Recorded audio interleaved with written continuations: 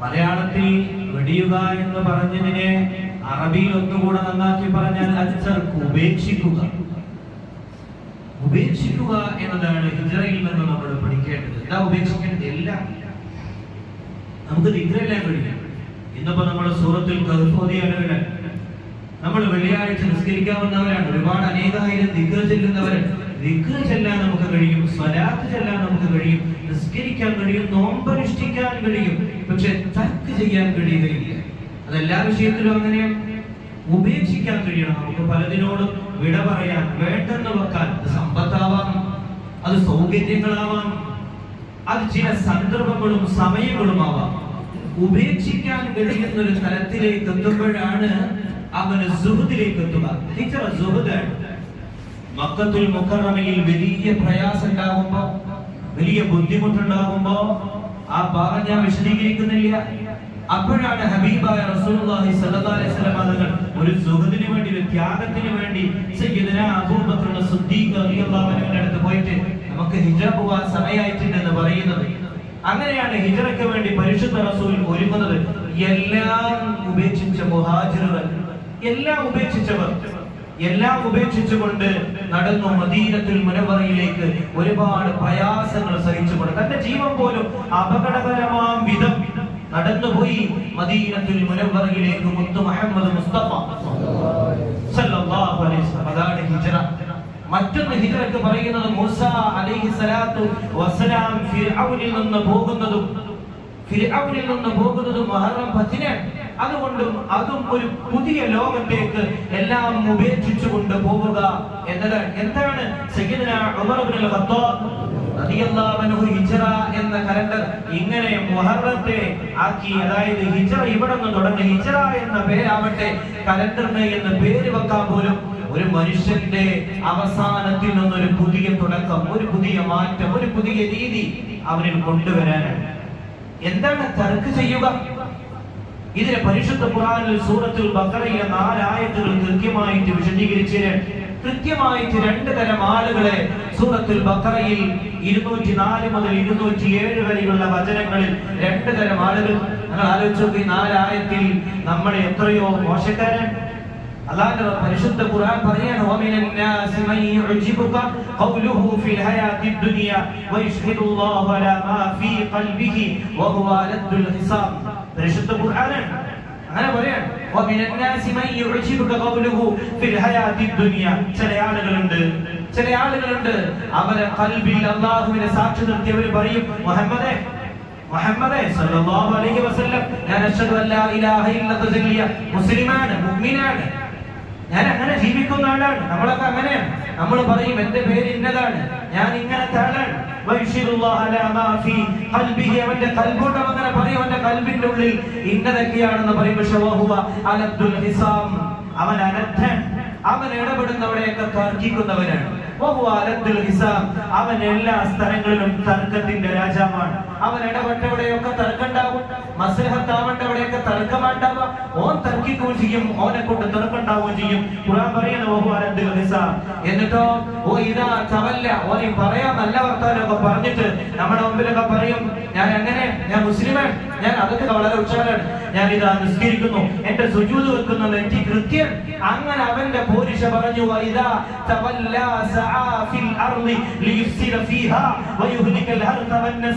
അവനെങ്ങാനും അവിടെ നിന്ന് തിരിഞ്ഞു കഴിഞ്ഞാൽ ഇത് അഹ്നസ് ലഅനത്തുല്ലാഹി അലൈഹി എന്ന് പറയുന്ന ഒരു മുശ്രിക്കിന്റെ കഥ സൂചിപ്പിക്കുന്ന ആയത്താണ്. മുത്തുനബിയിൽ നിന്ന് അവനെങ്ങാനും തിരിഞ്ഞു പോയാൽ അവൻ ഫസാദ് ഉണ്ടാക്കിക്കൊണ്ടിരിക്കും. ഈ അഹ്നസ് റസൂലുള്ളാഹിയിൽ നിന്ന് പോയപ്പോ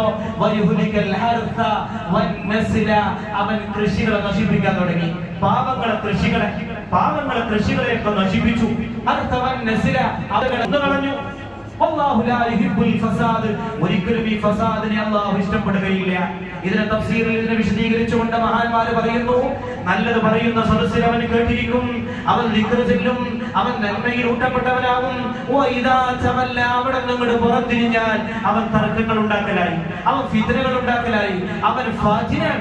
എന്നിട്ട് പറയുന്നു, ഇവൻ അറിഞ്ഞു ഇവൻ ഇങ്ങനെയാണെന്ന് അറിഞ്ഞാൽ പറയുമ്പോ അവനോട് പറയും എത്ര ഇത്തഖില്ല, നീ അല്ലാഹുവിനെ സൂക്ഷിക്ക്.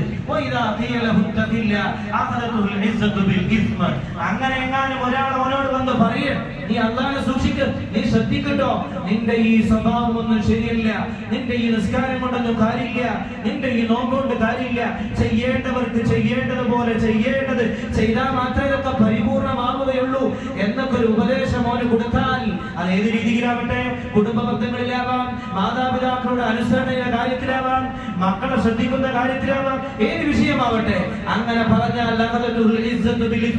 അവൻ മാന്യത നടിക്കും. നീ ആരെന്നോട് പറയാ, നീ എപ്പോഴാണ് നന്നായത്? ഓനൊരു പ്രതാപം കാണിക്കും. എന്നോട് പറയാ നീ ആരാ, എല്ലാം അറിയുന്ന എന്നോട് നീ എപ്പോഴാണോ നന്നായത് എന്ന് ചോദിക്കുന്ന ഖുർആൻ പറയൻ അവനിക്ക് പരിശുദ്ധ ഖുർആൻ അവൻ കടക്കേണ്ടത് നരകത്തിലാണ്.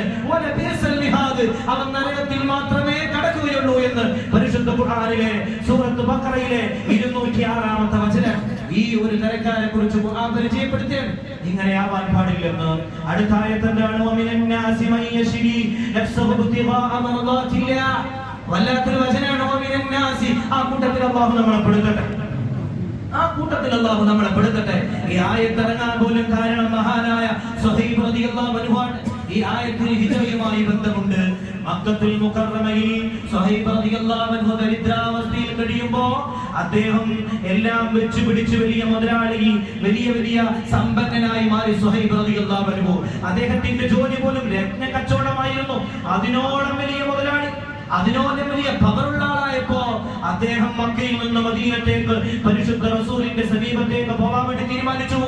ആ സമയത്താണ് പരിശുദ്ധ റസൂലിന്റെ സമീപത്തേക്ക് മദീനയിലേക്ക് ഹിജ്റ പോകാൻ വേണ്ടി തീരുമാനിക്കുമ്പോഴാണ് മക്കത്തെ കാട്ടാളന്മാർ സുഹൈബ് റളിയല്ലാഹു അൻഹുവിന്റെ ഒട്ടകത്തിന്റെ ചുറ്റും നിന്നുകൊണ്ട് ഇവിടെ ഒരടി അങ്ങോട്ട് അനങ്ങാൻ പാടില്ല എന്ന് പറയുകയാണ്. ആ സമയത്ത് സുഹൈബ് റളിയല്ലാഹു അൻഹു പറയുന്നുണ്ട്, എന്നെ വിട്ടയക്കണം, അല്ലെങ്കിൽ നിങ്ങളിൽ ഓരോരുത്തരെയും ഞാൻ വകവരുത്തുമെന്ന് പറയുമ്പോ രണ്ടു കൂട്ടരും ഒരു മസ്ലഹത്തിലേക്ക് വന്നു. എന്താണ് മസ്ലഹത്ത്? അവര് പറഞ്ഞു, കാട്ടാളന്മാര് പറഞ്ഞു, അവർ ചോദിച്ചു, സുഹൈബേ നിന്നെ ഞങ്ങൾ മദീനത്തേക്ക് വിട്ടയക്കാം, മദീനത്തേക്ക് സമ്പന്നനായ ധനാഢ്യനായ ഈ മുതലാളിയെ വിട്ടയക്കാം, പക്ഷെ ഞങ്ങൾക്കൊരു മാനദണ്ഡമുണ്ട്, ഞങ്ങൾക്കൊരു ഷർത്തുണ്ട്, അത് പാലിക്കാൻ തയ്യാറുണ്ടോ? സുഹൈബ് പറഞ്ഞു, നിങ്ങൾ ഷർത്ത് എന്താണ്? അത് പറയൂ. മുഹമ്മദിനെ ഒഴിവാക്കലാണോ സല്ലല്ലാഹു അലൈഹി വസല്ലം? മതത്തെ വേണ്ടെന്ന് വെക്കലാണോ സല്ലല്ലാഹു അലൈഹി വസല്ലം? അതൊന്നുമല്ല, അതൊന്നുമല്ല. ഞങ്ങൾക്ക് വേണ്ടത് നിന്റെ മുതൽ മുഴുവനും മക്കത്തിൽ മുകറമയായ ഈ നാട്ടിൽ നീ കൊടുത്ത് ഞങ്ങൾക്ക് താ, എന്നിട്ട് നീ എവിടേക്ക് വേണമെങ്കിലും പോയെന്ന് പറയുമ്പോൾ തന്റെ കയ്യിലുള്ള ചെറുതും വലുതുമായ സകലമായ മുതലുകളും സുഹൈബ് റളിയല്ലാഹു അൻഹു ആ കാട്ടാള ശത്രുക്കൾക്ക് മുമ്പിൽ അടിയറ വെച്ചുകൊണ്ട് മദീനത്തിൽ മുനവറയിലേക്ക് മുത്ത് ഹബീബിന്റെ ചാരത്തേക്ക് പോയ സുഹൈബ് റളിയല്ലാഹു അൻഹുവിന്റെ ഹിജ്റ നടപ്പിലാക്കാൻ നിങ്ങൾക്ക് കഴിയോ? അദ്ദേഹത്തിന് വേണ്ടിയാണ് ആയത്ത് ഇറങ്ങി എന്ന് ഖുർആൻ പറയുന്നു. ചില ആളുകളുണ്ട്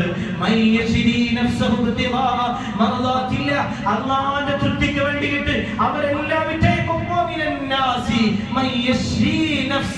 അവരുടെ ശരീരത്തെ പോലും, അവരുടെ മുതലാവട്ടെ, അവരുടെ സമ്പത്താവട്ടെ, എല്ലാം അവര് വിറ്റുകൊണ്ട്, യശ്രി എന്ന് പറഞ്ഞാൽ വിൽപ്പന നടത്തുന്നതാണ്, വിറ്റുകൊണ്ട് അവർ അള്ളാഹ്ക്ക് വേണ്ടി സമർപ്പിക്കുമെന്ന് പറഞ്ഞ തർക്ക് ചെയ്തു.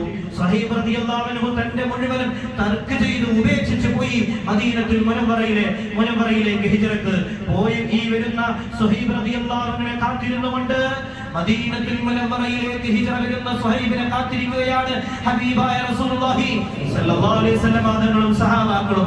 എന്നിട്ട് പറഞ്ഞു, വമിനന്നാസി മൻ യശ്രി എന്ന് തുടങ്ങുന്ന ഞാൻ ഓതി വെച്ച ഈ ആയത്ത് ഇന്നൽ മുഖറബുൽ അംലാക് ജിബ്രീൽ അലൈഹി സ്വലാത്തു വസ്സലാം സുഹൈബ് റളിയല്ലാഹു അൻഹുവിനെ ഉദ്ദേശിച്ചുകൊണ്ട് ഇറക്കിയ ആയത്താണ്. സഹാബാക്കളെ, ഇവർ അതാ ഓടി വരുന്ന സുഹൈബ് ലാഭം കൊയ്തുകൊണ്ട് വരികയാണ്. 10 പൈസ കയ്യിലില്ലാത്ത സുഹൈബിനെ കുറിച്ച് ഹബീബായ റസൂൽ പറയാണ്, ലാഭം നേടി വരുന്ന സുഹൈബിനെ കാണൂ സഹാബ എന്ന് ഉറക്കെ വിളിച്ചു പറഞ്ഞ ഹബീബായ റസൂലുള്ളാഹി സ്വല്ലല്ലാഹു അലൈഹി വസല്ലം. ഒന്നുമില്ലാത്തവനെയാണ് പരിശുദ്ധ റസൂൽ പറഞ്ഞത് വരുന്നവൻ ലാഭക്കാരനാണ് എന്ന്. എല്ലാം വെടിയലാണ് മനുഷ്യൻ. ഈ ഒരു പുതുവർഷത്തിലേക്ക് കടക്കുമ്പോ അതിനുണ്ടാവേണ്ടത് അവന്റെ കൽബിയായ മാറ്റമാണ്. വന്നുപോയതെല്ലാം പടച്ചവൻ പൊറുക്കട്ടെ, വന്നതെല്ലാം അല്ലാഹു പൊറുക്കട്ടെ, എല്ലാ തെറ്റുകുറ്റങ്ങളെയും അല്ലാഹു പൊറുക്കട്ടെ. പുറത്തു മാപ്പാക്കി തരട്ടെ. പകരം നല്ല പോലെ ജീവിക്കാനുള്ള, ഈഗോകളില്ലാത്ത, ദേഷ്യങ്ങളില്ലാത്ത, മനുഷ്യനൊരിക്കലും മൂടി വെച്ചാലും അവന്റെ പുറത്തറിയാതെ വന്നു പോകുന്ന വാശി പോലും ഇല്ലാത്ത രൂപത്തിലേക്ക് അള്ളാഹു നമ്മുടെ ഖൽബുകളെ മാറ്റട്ടെ. വലിയ പ്രയാസമാണ് നമ്മുടെ മനസ്സ്. ഓരോരുത്തരുടെ മനസ്സിന്റെ കട്ടിയും കനവും കാണുമ്പോൾ സങ്കടം, ദൗർഭാഗ്യകരം. അള്ളാഹു കാത്തിരക്ഷിക്കട്ടെ. മുസ്ലിമിന്റെ ക്വാളിറ്റിയിൽ നിന്ന് മാറി, ആ മുസ്ലിമിന്റെ ക്വാളിറ്റിയിൽ നിന്നും മാറി അതിനോളം അപ്പുറം മതപ്പതിക്കുന്ന ഒരു സമുദായത്തിലേക്ക് നമ്മുടെ സമുദായ വ്യക്തിത്വങ്ങൾ മാറിക്കൊണ്ടിരിക്കുന്നുവോ